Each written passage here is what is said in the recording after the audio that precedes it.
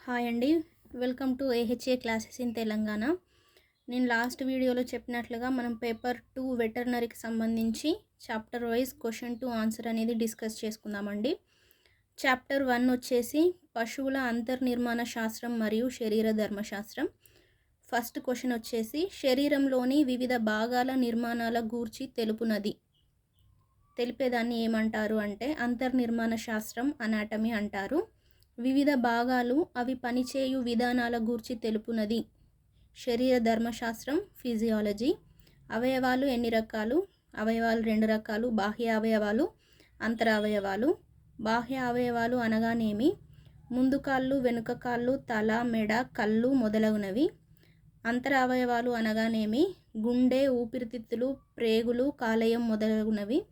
బాహ్య శరీరమును ఎన్ని భాగాలుగా విభజించవచ్చును? 7 భాగాలు. తల, మెడ, తోక, ముందు కాళ్ళు, వెనుక కాళ్ళు, అదనపు అవయవములు. తలలోని భాగములు ఏవి? మొట్టె, కళ్ళు, చెవులు, కొమ్ములు, ఫోర్హెడ్, పోల్, కింది దవడ. పశువు శరీరంలోని ఏ ప్రాంతాన్ని బేస్ ఆఫ్ హార్న్ అంటారు? పోల్. పశువుల శరీరంలోని కదిలే ఎముక ఏది? కింది దవడ, మాండిబుల్. కనురెప్ప లోపల వైపునకు కలియు చోటును ఏమంటారు? లోపల కాంతస్. కనురెప్ప బయట వైపునకు కలియు చోటును ఏమంటారు? వెలుపలి కాంతస్. పశువులలో లోపలి కాంతస్ నందు ఒక ఎర్రటి పొర వంటి ఆకారం కంటిని శుభ్రం చేయును, దానిని ఏమంటారు? Nictitating membrane. నిక్టిటేటింగ్ మెంబ్రేన్కి మరి ఒక పేరు.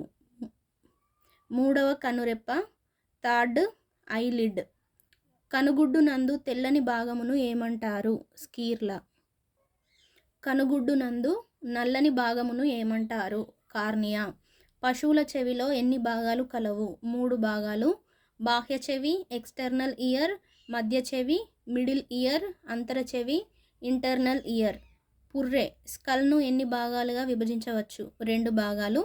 కపాల ఎముకలు, క్రేనియల్ బోన్స్, ముఖ ఎముకలు, ఫేషియల్ బోన్స్. వెన్నుముకలోని చిన్న చిన్న ఎముకలను ఏమంటారు? వెన్నుపూసలు.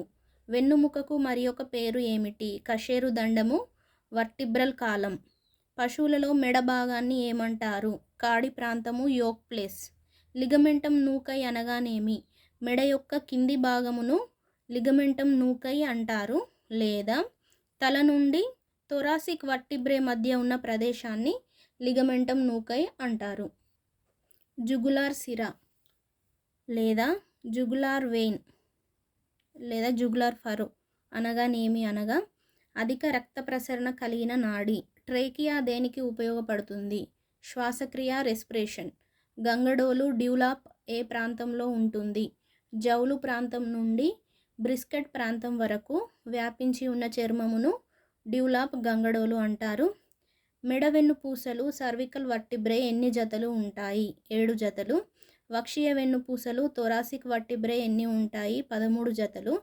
కటి వెన్నుపూసలు, లంబర్ వర్టిబ్రే ఎన్ని ఉంటాయి? 6 జతలు. త్రిక వెన్నుపూసలు, సాక్రల్ వర్టిబ్రే ఎన్ని ఉంటాయి? 5 జతలు. అనుత్రిక వెన్నుపూసలు, కాక్సిజియల్ వర్టిబ్రే ఎన్ని ఉంటాయి? 15 నుంచి 25 జతలు అనేవి ఉండడం జరుగుతుంది. పక్కటెముకలు, రిబ్స్ ఏ ఆకారంలో ఉంటాయి? వంపు తిరిగి, కర్వ్డ్ షేప్. పక్కటెముకలు ఏమి చేయును? ఉరం పంజరాన్ని, థొరాసిక్ వర్టిబ్రేని ఏర్పరచును. వక్షీయ, థొరాసిక్ వర్టిబ్రేలోని ఎముకల జతలను ఏమంటారు? ఇందులో టోటల్ 13 జతలు ఉంటాయి. అందులో 8 జతలను స్టెర్నల్ అంటారు, 5 జతలను ఎస్టెర్నల్ అంటారు. స్టెర్నల్ రిబ్స్ వేటితో కలిసి ఉండును? స్టెర్నంతో. స్టెర్నల్ రిబ్స్కి మరి ఒక పేరు ఫిక్స్డ్ రిబ్స్. ఎక్స్టర్నల్ రిబ్స్కి మరి ఒక పేరు ఫ్లోటింగ్ రిబ్స్. ఎక్స్టర్నల్ రిబ్స్ని ఫ్లోటింగ్ రిబ్స్ అని ఎందుకు అంటారు? ఇవి స్టెర్నంతో కలవకుండా తేలియాడును గనక. పాయింట్ ఆఫ్ ఎల్బో అనగానేమి? హ్యూమరస్కి మరియు రేడియస్ ఆల్నాకి మధ్య ఉన్న జాయింట్ని పాయింట్ ఆఫ్ ఎల్బో అంటారు. నీ జాయింట్ అనగానేమి? ఫీమర్ మరియు టిబియా ఫిబులా కలిసే ప్రాంతాన్ని నీ జాయింట్ అంటారు. పశువుల శరీరంలో గట్టి ఎముక ఏది? ఫీమర్. దీనిని తొడ ఎముక అని కూడా అంటారు.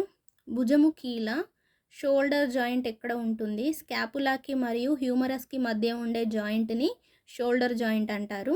ఎల్బో కీలు, ఎల్బో జాయింట్ ఎక్కడ ఉంటుంది? ఈ క్వశ్చన్ రిపీట్ అయిందండి. హ్యూమరస్ మరియు రేడియస్ ఆల్నాకి మధ్య ఉన్న జాయింట్ని ఎల్బో జాయింట్ అంటారు. మణిబంధ కాస్త కీలు, నీ జాయింట్ ఎక్కడ ఉంటుంది? రత్ని, అరత్ని, మణిబంధకాలు మరియు కరబాస్తికకి మధ్య. ఫెట్లాక్ కీలు ఎక్కడ ఉండును? కరబాస్తికి మరియు మొదటి అంగుళ్యాస్తముల మధ్య ఉండే జాయింట్ని ఫెట్లాక్ జాయింట్ అంటారు. పాస్టర్ను కీలు, పాస్టర్ను జాయింట్ ఎక్కడ ఉంటుంది? మొదటి మరియు రెండవ అంగుళ్యాస్తముల మధ్య ఉండే జాయింట్ని పాస్టర్ను జాయింట్ అంటారు. కొఫిన్ జాయింట్ ఎక్కడ ఉంటుంది? రెండవ మరియు మూడవ అంగుళ్యాస్తముల మధ్య ఉండే జాయింట్ని కొఫిన్ జాయింట్ అంటారు. హిప్ జాయింట్ అమరి ఉండు ప్రదేశం, హిప్ బోన్ మరియు ఫీమర్ మధ్య ఉండే జాయింట్ని హిప్ జాయింట్ అంటారు. తుంటి ఎముక మరియు తొడ ఎముక మధ్య ఉండే కీలును ఏమంటారు? Hip joint. ఈ క్వశ్చన్ నేను కొంచెం రివర్స్లో రాశానండి, ఎందుకంటే మనకి ఆన్సర్ని క్వశ్చన్లో మెన్షన్ చేసి అది ఎక్కడ జాయింట్ అని చెప్పి కూడా అడగొచ్చు, రివర్స్లో కూడా అడగొచ్చు. మనం ఒకే వర్షన్లో ప్రిపేర్ కావద్దు. ఎప్పుడు మనం ఒక క్వశ్చన్ ఉందంటే దాన్ని ఆ ఒక్క క్వశ్చన్ని ఎన్ని రకాలుగా వాళ్ళు పేపర్ రెడీ చేసేవాళ్ళు ఎన్ని రకాలుగా దాన్ని క్వశ్చన్ ఇచ్చే ఛాన్స్ ఉందని మనమే ఊహించుకోవాల్సి ఉంటుంది. తొడ ఎముకకు మోకాలి చిప్ప మరియు అంతర్జంగిక జానుకకు మధ్య ఉండు కీలును ఏమంటారు? కర్పూర సంధి, స్టిఫైల్ జాయింట్ అంటారు. అంతర్జంగిక జానుక, చీలమండ ఎముకలు మరియు ప్రపాదాస్తికకు మధ్య కీలును ఏమంటారు? హుక్ జాయింట్ అంటారు. సరైన వరుస క్రమాన్ని గుర్తించండి. FPC, ఫెట్లాక్, పాస్టర్ను, కొఫిన్. ఇవి పశువు కాళ్ళలో ఉండే కింది జాయింట్లు, ఇవి 3. వీటిని క్వశ్చన్ ఇచ్చి కింద ఆర్డర్స్ అనేవి 4 టైప్స్ ముందు వెనకాల ఇచ్చినప్పుడు మనం కరెక్ట్ క్రమాన్ని అయితే గుర్తించాల్సి ఉంటుంది. గొర్రెల్లో వ్యాటిల్స్ యొక్క ప్రాముఖ్యత, థర్మోరెగ్యులేషన్. కోళ్ళలో కూంబు యొక్క ప్రాముఖ్యత, థర్మోరెగ్యులేషన్. ఆవులలో గంగడోలు, డ్యూలాప్ యొక్క ప్రాముఖ్యత, థర్మోరెగ్యులేషన్. గొర్రెలలో అనూత్రిక వెన్నుపూసల సంఖ్య, అనూత్రిక అంటే కాక్సీజియల్ వెన్నుపూసల సంఖ్య వచ్చేసి 2 నుంచి 3 జతలు. గొర్రెలలో టెయిల్ ప్యాచ్ ఏ రంగులో ఉంటుంది? Light greyish colour. గొర్రెలను ముఖ్యంగా దేని కొరకు పెంచుతారు? మాంసం కొరకు. మగ గొర్రెలలో ఏది ఉండదు? గంగడోలు, డ్యూలాప్ అనేది మగ గొర్రెల్లో ఉండదు.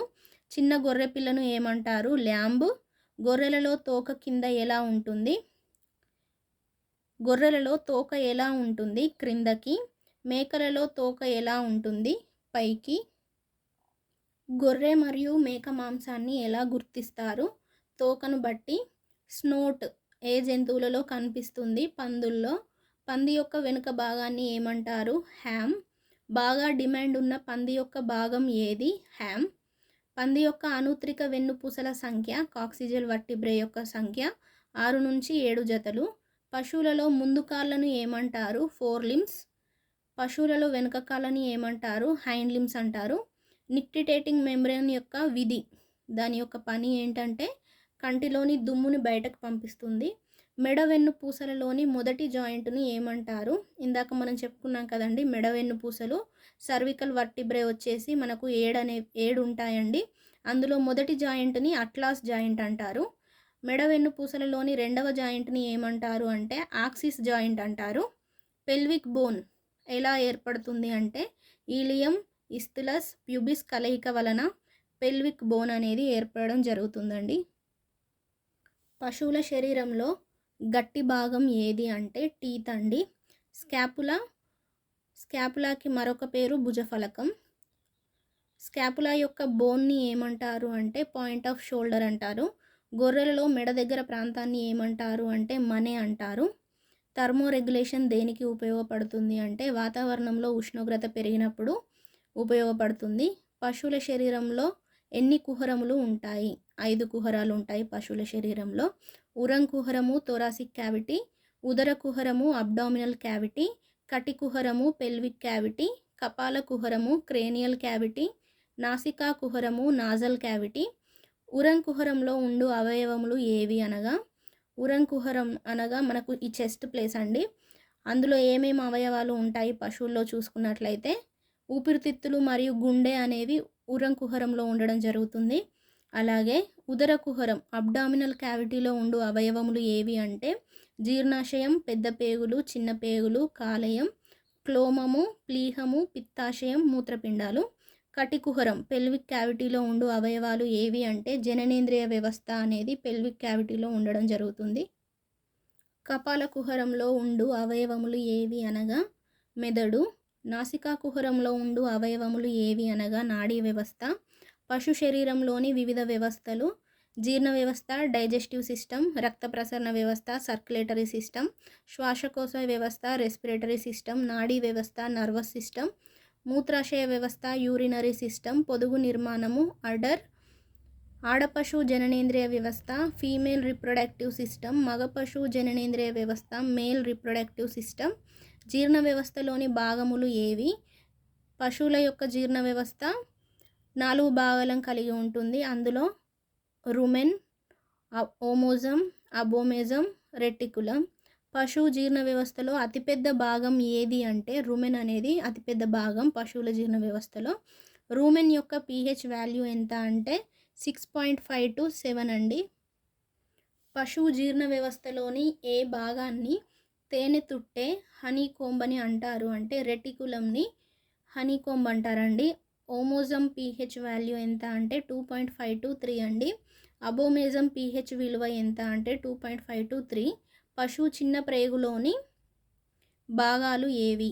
ఆంత్రమూలము, డ్యూడోనియం, మధ్యంతరము, జెజునం, శేషాంతరము, ఈలియం. చిన్న పేగు యొక్క విధి, చిన్న పేగు యొక్క పని ఏంటంటే న్యూట్రియంట్స్ని గ్రహించుట, అబ్జర్ప్షన్ ఆఫ్ న్యూట్రియంట్స్.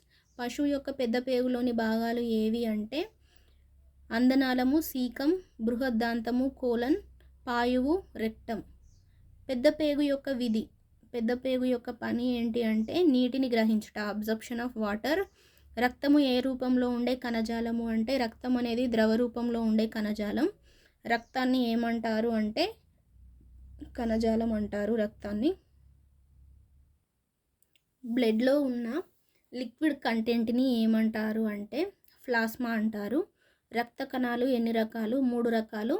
ఎర్ర రక్త కణాలు రెడ్ బ్లడ్ సెల్స్, తెల్ల రక్త కణాలు వైట్ బ్లడ్ సెల్స్, రక్త ఫలకికలు, బ్యాక్టీరియా ఫేసెస్ లేదా ప్లేట్లెట్స్. ఎర్ర రక్త కణాలు ఎన్ని రకాలు? 1 రకం.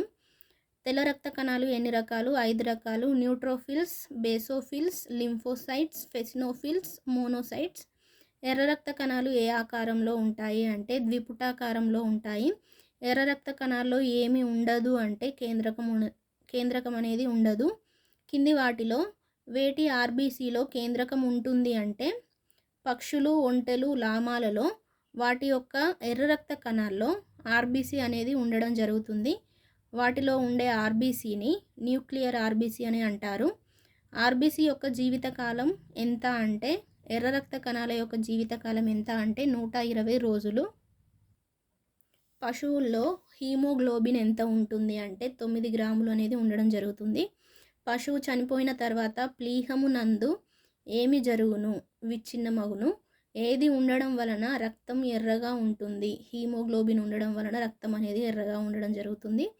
హీమోగ్లోబిన్కి మరి ఒక పేరు హీమోగ్లోబిన్ పిగ్మెంట్. తెల్ల రక్త కణాలకు మరొక పేరు ల్యూకోసైట్స్. తెల్ల రక్త కణాల్లో ఏమి ఉండదు? హీమోగ్లోబిన్ అనేది ఉండదు. తెల్ల రక్త కణాల్లో ఏమి ఉంటుంది? న్యూక్లియస్ ఉంటుంది. తెల్ల రక్త కణాల యొక్క పరిమాణం ఎంత? 13 నుంచి 78 మైక్రాన్స్ అనేది తెల్ల రక్త కణాల యొక్క పరిమాణం ఉండడం జరుగుతుంది. తెల్ల రక్త కణంలోని సైటోప్లాజంలో కణికలు ఉంటే మరియు లేకుంటే ఏమంటారు? కణికలు ఉంటే గ్రాన్యులోసైట్స్ అంటారు, లేకుంటే గ్రాన్యులోసైట్స్ అంటారు. ఎముక మధ్యలో ఏమి ఉంటుంది? లింఫాయిడ్ టిష్యూ ఉంటుంది. ఎముక మధ్యలో ఉన్న లింఫాయిడ్ టిష్యూ నుండి ఏమి ఉద్భవించును? గ్రాన్యులోసైట్స్. లింఫాయిడ్ టిష్యూ ఎక్కడ ఉంటుంది? ఎముక మధ్యలో. గ్రాన్యులోసైట్స్ ఎక్కడ ఉత్పత్తి అవుతాయి? Lymphoid tissue. శ్వాసకోశ వ్యవస్థలోని భాగాలు ఏవి? నాసికా కుహరము, నాజల్ క్యావిటీ, గ్రసని, ఫారింక్స్, స్వరపేటిక, శ్వాసనాళము, శ్వాసనాళికలు, ఊపిరితిత్తులు. ట్రేకియల్ రింగ్స్ వేటిని కలిగి ఉంటాయి? గ్లాటిస్ మరియు ఎపిగ్లాటిస్. ఊపిరితిత్తులో ఏ వైపునున్నది పెద్దగా ఉంటుంది? కుడివైపునున్నది. కుడి ఊపిరితిత్తి అనేది పెద్దగా ఉండడం జరుగుతుంది. ఎడమ ఊపిరితిత్తి ఎలా ఉంటుంది? చిన్నగా. కుడి ఊపిరితిత్తులో ఎన్ని తమ్మెలు లోబ్స్ ఉంటాయి? లోబ్స్ అనగా రంధ్రాలండి. కుడి ఊపిరితిత్తులో 4 లోబ్స్ అనేవి ఉండడం జరుగుతుంది. ఎడమ ఊపిరితిత్తులో ఎన్ని తమ్మెలు లోబ్స్ ఉంటాయి అంటే 3 ఉంటాయండి. కుడి ఊపిరితిత్తులో ఏ లోబ్ చాలా పెద్దదిగా ఉంటుంది? Apical lobe. ఎడమ ఊపిరితిత్తులో అపికల్ లోబ్ ఎలా ఉంటుంది? చాలా చిన్నదిగా. కుడి ఊపిరితిత్తులో ఏమి ఉంటుంది? Intermediate lobe. ఎడమ ఊపిరితిత్తులో ఏమీ ఉండదు, ఇంటర్మీడియట్ లోబ్. కింది కుడి ఊపిరితిత్తులో అడుగు భాగం ఎలా ఉంటుంది? పుటాకారంగా. కుడి ఊపిరితిత్తులో అపెక్స్ ఎలా ఉంటుంది? చాలా పెద్దదిగా, గుండ్రంగా. కుడి ఊపిరితిత్తులో గుండ్రంగా మరియు పెద్దదిగా ఉండేది ఏమిటి? అపెక్స్. అంటే నేను ఇట్లా ఎందుకు క్వశ్చన్స్ రిపీటెడ్గా డిఫరెంట్గా అంటే ఎగ్జామ్లో మనకి క్వశ్చన్ అనేది మనం చదువుకున్న విధంగానే రావాలని రాదు కదండి. కాబట్టి దాన్ని మనం ఏ రకంగా ఎట్లా రివర్స్ చేసి అడిగినా కూడా మనం ఆన్సర్ అనేది కరెక్ట్గా గెస్ చేయగలిగి ఉండాలి. మనం ఎంత కన్ఫ్యూజింగ్గా క్వశ్చన్స్ ఉన్నప్పటికీ మనం అస్సలు కన్ఫ్యూజ్ అవ్వకూడదండి. అందుకే నేను క్వశ్చన్స్ అనేవి ఇలా తికమకగా అడగడం జరుగుతుంది. కుడి ఊపిరితిత్తులో గుండ్రంగా మరియు పెద్దదిగా ఉండేది ఏది అంటే అపెక్స్. ఎడమ ఊపిరితిత్తులో అపెక్స్ ఎలా ఉంటుంది అంటే మొనదేలి. ఎడమ ఊపిరితిత్తులో మొనదేలి ఉండేది ఏమిటి? అపెక్స్. మీరు కుడి ఊపిరితిత్తి ఎడమ ఊపిరితిత్తికి మీరు కంపేర్ చేసుకున్నట్లయితే ఆన్సర్ అనేది మీకు ఈజీగా గుర్తుంటుందండి. దానికి దీనికి కంపారిజన్ చేసుకొని మీరు చదువుకోండి. వివిధ రకాల పశువుల్లో గల శ్వాసక్రియ రేటు. పశువుల్లో శ్వాసక్రియ రేటు ఎలా ఉంటుంది ఒక నిమిషానికి అంటే పశువుల్లో వచ్చేసి 12 to 16 per minute. మేకలు వచ్చేసి 12 to 20 per minute. పందులు 10 to 16 per minute. కుక్కలు 14 to 30 per minute. పిల్లులు 16 to 32 per minute. గుర్రాలు 8 to 12 per minute శ్వాసక్రియ ఉండడం జరుగుతుంది. వేటిలో శ్వాసక్రియ రేటు ఎక్కువగా ఉంటుంది అంటే కుక్కల్లో శ్వాసక్రియ రేటు ఎక్కువగా ఉండడం జరుగుతుంది. సాధారణంగా జరిగే శ్వాసక్రియను ఏమంటారు? యూప్నియా. ఎక్కువ సార్లు శ్వాస పీల్చుకోవడాన్ని ఏమంటారు? పాలిప్నియా. తక్కువ సార్లు శ్వాస పీల్చుకోవడాన్ని ఏమంటారు? ఒలిగోప్నియా. ఇబ్బందిగా శ్వాస పీల్చుకోవడాన్ని ఏమంటారు? డిస్నియా. శ్వాసక్రియ లేకపోవడాన్ని ఏమంటారు? ఎప్నియా. శ్వాసక్రియలో గల రకములు ఏవి? శ్వాసక్రియ అనేది 3 రకాలుగా ఉంటుంది. కోస్టల్ రకము, అబ్డామినల్ రకము, కోస్టా అబ్డామినల్ రకము. శ్వాసక్రియలో కోస్టల్ రకము అనగానేమి? ఈ శ్వాసక్రియలో పక్కటెముకలు కండరాల కదలిక ఉండును.